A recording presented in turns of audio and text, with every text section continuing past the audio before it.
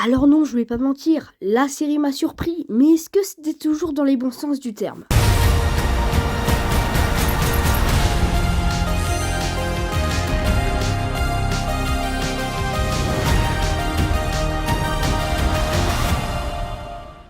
Bonjour à tous, aujourd'hui parlons série sur Miss Marvel. Pour les deux du fond, comme dirait Boomster, Miss Marvel, c'est la dernière exclusivité Marvel Disney+. Mais avant de passer au scénario, comme je suis censé le faire d'habitude, j'aimerais quand même qu'on s'attarde sur l'actrice principale, qui est juste géniale dans la peau du personnage de Kamala Khan. Maintenant que ça c'est fait, parlons scénario. Ici donc nous retrouvons le personnage de Kamala Khan, une personne qui découvre un bracelet mystérieux, qui suite à ça lui donnera d'étranges pouvoirs qu'elle va devoir apprendre à maîtriser. Mais il y a un truc qui fait la valeur de cette série et qui m'a beaucoup surpris, c'est de loin sa mise en scène. Déjà dans le trailer, tu te disais « Ah ouais, quand même, la série elle prend cette tournure-là ». Une tournure qui m'a un peu déçu à cause de son absence dans les autres épisodes. Parce que ouais les mecs, sans vouloir trop spoiler, par la suite, il n'y a plus trop ces effets de mise en scène, même si on les retrouve quand même dissimulés un peu partout dans les épisodes. Et d'ailleurs, en me basant sur la critique de certains youtubeurs, je me suis rendu compte que les gens critiquaient beaucoup les effets spéciaux. Alors ouais, ils sont pas top, mais quand même, c'est pas dégueulasse.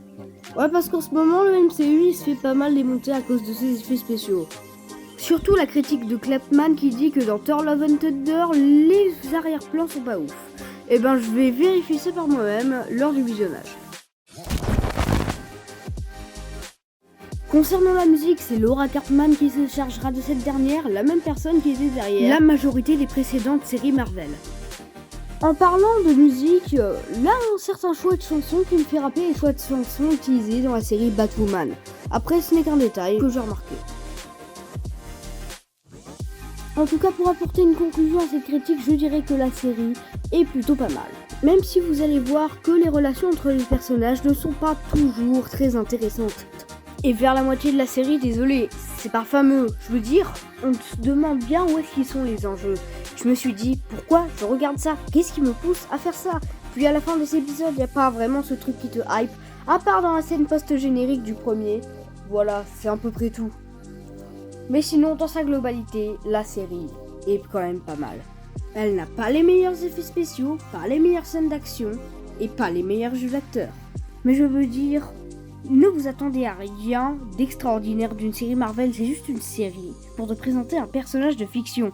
Surtout que la série est là pour introduire le personnage de Kamala Khan pour que tu te dises pas c'est qui elle dans le film The Marvels.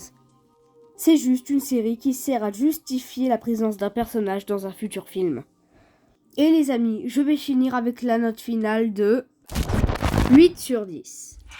Et voilà les amis, c'est déjà la fin de ce Parlons peu, parlons film. N'hésitez pas à liker, à partager et à vous abonner.